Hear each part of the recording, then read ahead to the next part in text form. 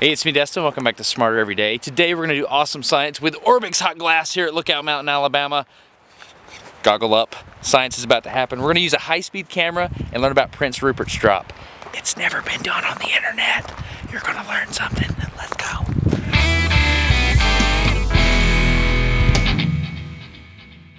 go. Okay, we are here inside the shop with Cal. Cal owns the place.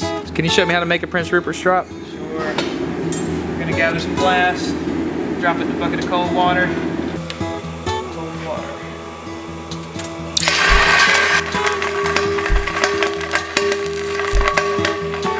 So after it cools down, this is what you're left with. Kind of looks like a tadpole, but it has some really interesting mechanical properties. We can actually hit this thing with a hammer and it won't break.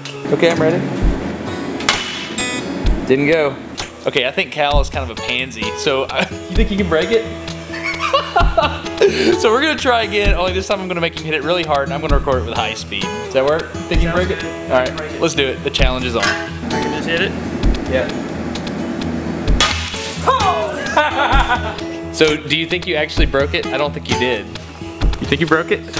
I know I broke it. Let's look at the high speed.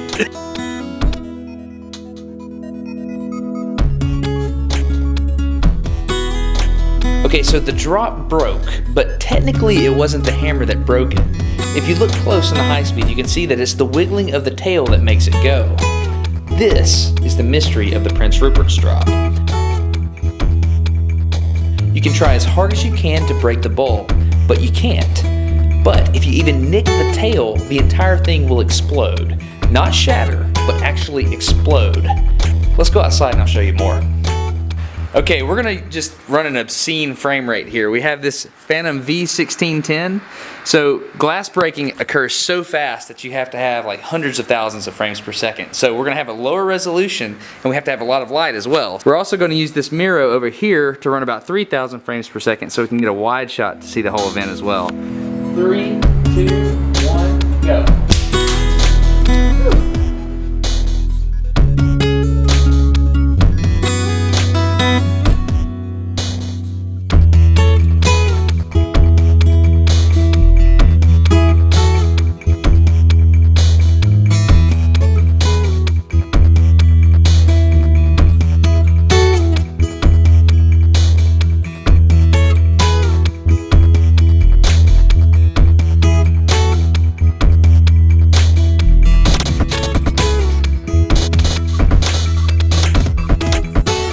Okay, now we understand what a Prince Rupert drop does, but at this point we don't quite understand why it does it.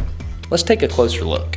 Okay, this is called a polariscope, and basically what it is it's a filtered piece of glass that's polarized. Now I have another filter here. You can see if I turn it, then I can block out the light.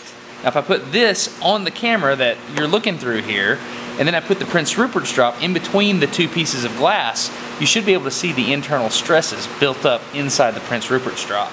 So to understand how these stresses got here, let's use the color gray to represent nice and strong solid glass. We'll use red to represent molten glass, and because of the thermal expansion coefficient, it's safe to assume that the higher the temperature, the larger this glass wants to be.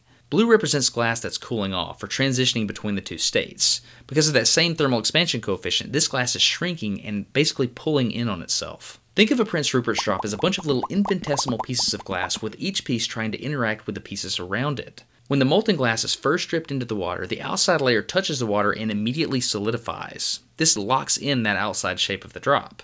The inside of the drop, however, is still a hot expanded liquid.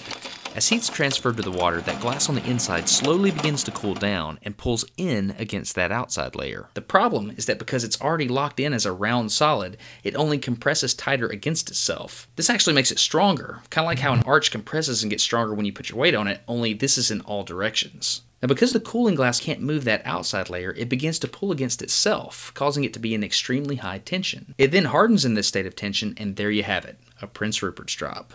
The outside is an extremely high compressive stress, and the inside is an extremely high tensile stress. If one link in this tension chain is ever cut, it breaks on down the line, feeding off of its own stored up energy just like a chemical explosive does. The difference here is that instead of releasing chemical potential energy, mechanical strain energy is released. This wave of energy is what we call a failure front. You can directly measure the velocity of that failure front as long as you have a camera fast enough. Let's give it a shot at 130,000 frames per second. 3, 2, 1, go. Got it?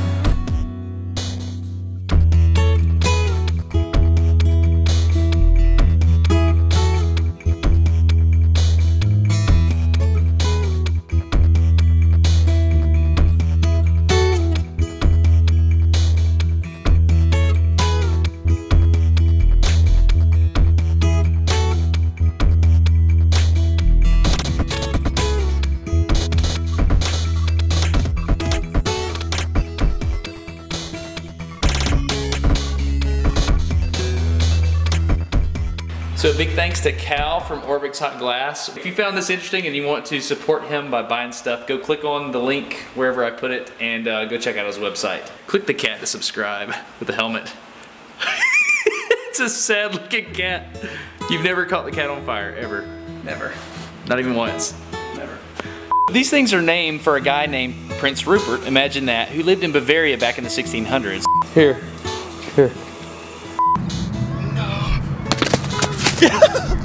He brought these over as a gift to King Charles II in England, who gave them to his Royal Society to try to figure out.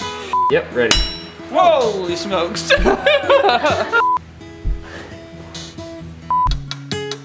Tension's killing me. You know it blowed up. It blowed up. It blowed up, y'all!